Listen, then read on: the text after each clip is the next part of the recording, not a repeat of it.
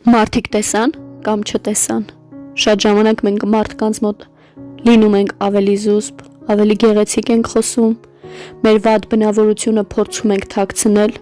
մոռանում ենք ավելի կարևորի մասին, չէ որ Հիսուսը գիտի մեր գաղտնի կյանքը, նա գիտի մեր սրտի չար մտքերը, չար խորհուրդները,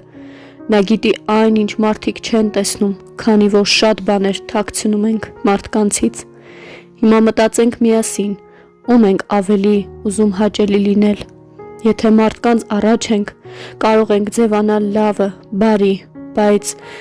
սիրտը քննող Աստված գիտի մեզ, մենք պետք է առաջինը մեր սրտում Աստծուն հաճելի լինենք։ Դրանից հետո կարիք չի լինի մարդկանց առաջ կեղծավորություն անել։ Սաղմոս 139-ում ասվում է. «Դու գիտես իմ նստելն ու վեր կենալը, հեռվից իմանում ես իմ մտածումները, քննում ես իմ գնալը ու պառկելը և գիտես իմ բոլոր ճանապարհները»։